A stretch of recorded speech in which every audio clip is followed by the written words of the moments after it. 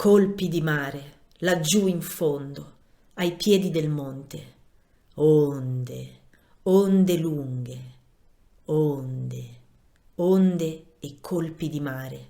Li senti? Sembrano una bomba che rimbomba e rimbomba.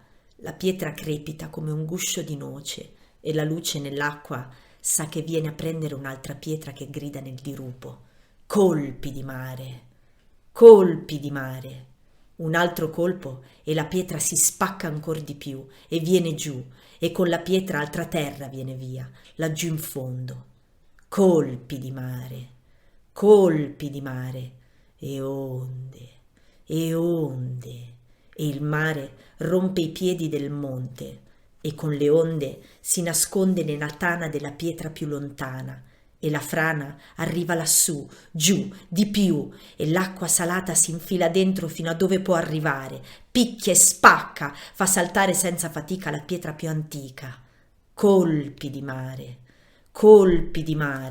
uno dopo l'altro. Il salto alto del mare sugli scogli, e tu, che lo guardi, non chiudere gli occhi. I colpi di mare non si possono fermare. Ora non c'è più niente da fare, solo ricordare come c'era prima, là, in cima, quel pezzo di monte che stava lassù, alto, fuori dal mare. Ora è laggiù, sul fondo, in un mondo nascosto, nell'acqua salata.